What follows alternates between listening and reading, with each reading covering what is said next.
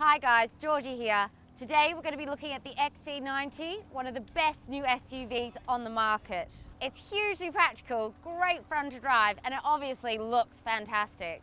But come to think of it, Rory's already reviewed this, so today we're going to do something a little bit bigger and a lot better.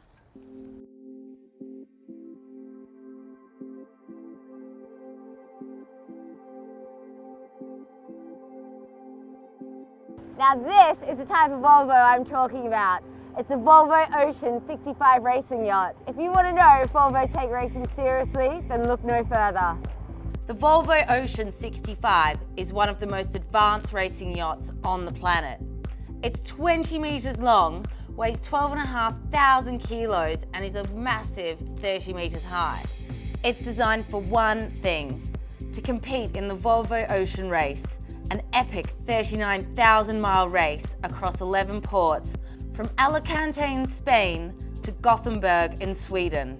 This yacht belongs to Team SCA, the only all-female team in the event. One of its crew is Annie Lush, who's competed in the 2012 Olympics. She was kind enough to show me the ropes. So Annie, we're at the front of the boat, aka the bow. Tell me a bit about it. Are you crazy to get up the front there or what? Personally, I'm not crazy to get up there, but yes, you have to be crazy to get up there. So that's called the prod, and some of the sails attach right at the front of that. Yeah. That's basically so we can have the biggest sails possible, but that means someone has to go out there.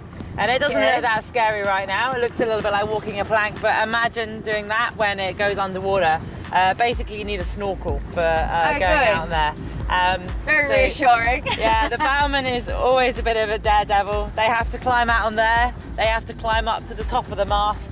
Which we're hopefully doing later. We're going to do later. Yeah, and good. The other thing which I think you might have to do later is they're also the swimmer of the watch. If something bad happens underneath the boat, like if something happened underneath the car, someone's going to get under there. And at all times we have someone dedicated to doing that. So the bowman is also normally the person that's going to have to jump in overboard and fix that. And if there's sharks, if you're in the Southern Ocean, if it's freezing, it doesn't matter, they've got to get in there. So do you want that job? Yes. You taking it on? Deal. All right, you're on. Okay, Annie, so we're in the pit, yeah? And we've got the winch. Now, what happens in this part of the boat to make it go faster, slower, everything? Basically, this part of the boat, you see it's quite complicated. And it's basically the control center. Nothing goes up or comes down. None of the different sails go up and come down. Nothing really happens until the pit person starts doing it. So, basically like a bit of a server. Yes, basically, exactly, like a bit of a server. And the person stood here needs a pretty loud and clear voice. Because I think I'm capable. You've got to direct people who are quite a long way away over there. Absolutely. And also if the helm's doing something and you don't think it's right and you're not ready, you've got to tell them as well. So all right, bark orders. You've got to shout the orders out. Fortunately, I was an old army officer, so I think that we can make that happen, if anything. So right now, you're about to hoist the dagger board. Right. These are basically boards that stick down under the boat, and they kind of affect how the boat tracks. Yeah. So it's a fine tune, but it's quite important. Yeah. So you now need that dagger board up. Okay. You can't pull it by yourself, so you're going to have to shout at me and get it to grind it up for you. Eddie, grind!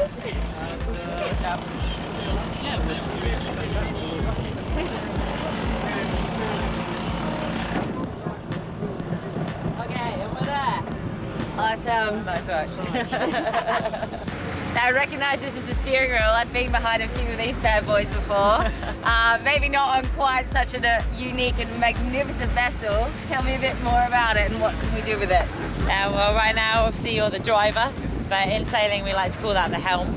Yeah, the helmswoman. like that. Yeah. So that, it means you're in charge of where we're going. So watch out for that ship right now. But it's to port. To port. Left is to port. Yeah. Very good. Oh, it's moving! So just like a car, if you steer to the left, it'll go to the left. If you steer to the right, it'll go to the right. But unlike your car, you don't have a brake and you can't accelerate, start and stop. So basically, once we're going, you're just going. And you've got to keep driving. And you've got to keep steering all day, all night. Do you guys obviously rotate the roles that you're doing throughout the race? Yeah, so we're sailing 24/7, day and night. So yeah, we need to rotate Normally about 2 hours driving is sort of the maximum you can do really before it can get quite tiring, and obviously you have to concentrate very hard. So we rotate, and I was one of the drivers.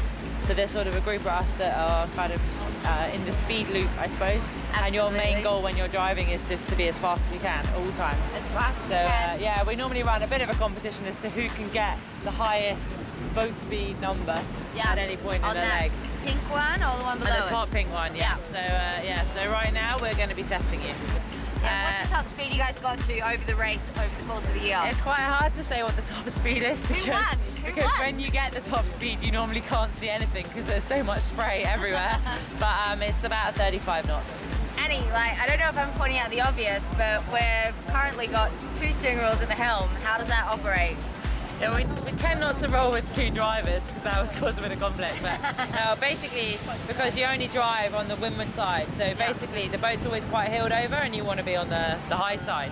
So if you step down a second, although this is in a flat position, normally when we're sailing, if you were standing here right now, if we were sailing in wind, the boat would be heeled over enough that you would be flat. So we're always sailing at about 25, sometimes 30 degrees of keel. So you want to be up nice and high so you can see everything that's going on. And tell me, what's the craziest thing that happened to you when you were at the Helm? It's probably in leg 5, which is the leg we're in the Southern Ocean. I was driving downwind, we were going fast, it was pretty windy.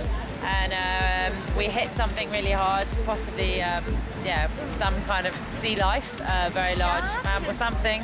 And we hit it very hard. It took our rudder out, and so it spun us kind of into a capsize. So I was trying to steer, but I basically had nothing attached to the steering wheel anymore. So the boat just had a mind of its own. What goes through your mind at that point? Are you like, I'm sorry if I woke you down there, darling? Or I did feel pretty guilty. I think I gave whatever it was quite a big headache. What's the best thing you've seen out here? When you've just sort of stopped and gone, OMG, I'm racing and I've just got to witness X, Y, Z. Yeah, no, I think we see amazing wildlife, but I think actually the best thing is you're out there for a month and you see like sunrise and sunset every single day, every single one. I don't know if that's a good thing or a bad thing. It means you're not getting much sleep. But no, it's stunning. And as you go around the world, you really notice the difference in each hemisphere and the different how it is. So normally sunset is quite a special kind of time on the deck, and it's always quite a special one. All right, so Annie's about to take us on a tour below deck. Lots of things happen down here. Can't wait to see what. Welcome to my house. Right, we're down in the house. Lovely. Thank you for having us. What have we got down here? Obviously, there's a bit of noise happening at the moment, but normally, without the engine going, what do you do down here? It's pretty noisy anyway, because when everything's going on deck, everything above you kind of moves. So there can be a lot of noise. And then also if you're slamming up and down in the waves, quite a lot of creaking noise as well. So it's never quiet down here. It's always dark down here. You can see that we're in the lightest part of the boat, and it's dark, and this is where we have to do everything. So this is where we eat, this is where we sleep, and the boat is also full of people, but it's also full of all of our gear. So it's where we store all of our food, all of our safety equipment, any of our spares. This is the kitchen, as you can tell. It looks very like a kitchen. Gourmet. Gourmet, yeah. All we can do in the kitchen is we have a kettle. You can boil water. So a cup of tea, perfect. So you can make a cup of tea. The only food we can make is freeze-dried food. So all the food we eat is just like powdered food, and then you add hot water. What's the best food you've ever had on the boat where you've just gone, yay? There's a couple of the meals that are our favourite. One is like a green Thai chicken curry. I mean, it's not at all, but that's what it says. It tastes like it. Yeah, something like it. Yeah. And all of them taste the same. Perfect. Yeah. So this is the galley, which is what you call a kitchen on a boat. The toilet is just the other side of the kitchen. Okay, so it doesn't look too bad to me. You know, I've seen worse. Well, obviously we're girls, so ours is quite a clean, nice toilet compared Obviously. to the other boats, yeah. Well, the main thing you notice about the toilet is there's no door. Yeah. And so it's completely open. And sometimes when there's light winds, there'll also be people sleeping up here, and we'll have all of our stuff up here, and this is where the toilet is. It is what it is. It's what it is, yeah. So sometimes all of us, like all 11 girls, will be up here eating. This is where you have to do everything. Because if it's light winds, you don't want your weight back there. Yeah. So we might have everything we have in the boat will be up, yeah, we'll all be up here. Alright, now pretend I'm, hypothetically speaking, like it's time for my nanny nap or afternoon siesta. Where shall I go? Where's my... Well, yeah, depending on how much wind there is. If there's not much wind, you just need to go and lay down up there, really. Right. Yeah, that's the spare rudder. You can like snuggle up next to that if you want. Oh, okay. Yeah, you can give it a little hug. Yeah. Oh, it's How does that feel? Where's the pillows? Yeah, the thing is right now, it's nice and flat water. You're not slamming up and down, but in waves, you're moving a lot there, and it's not as comfortable. So you'd say a little bit jiggly. Yeah, a little bit jiggly. A little bit jiggly. I left my tour on the boat feeling immensely impressed, not only by the yacht, but by its crew. The boat itself is just a work of art. Anything that can sail around the world at high speed, harnessing just the power of the wind and nature, has to be sensational. What's even more impressive is the crew. These athletes deserve recognition for their ability to race hard through one of the most dangerous environments on the planet, living away from their families for months at a time, competing against crews of men, and facing up to potentially deadly elements. You girls absolutely knocked my socks off. With a bit more training, maybe I'll sign up for the next race. Or not.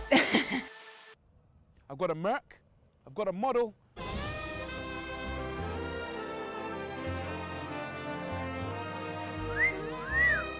And I'm gonna get to the bottom of this in the name of science. So Georgie, I'm giving away free hairdos today. You're obviously a lady of style. What do you want? Look, Rory, I think I need a bit of a trim at the back. I'd like the layers done at the front. I'd then like you to try and curl it and maybe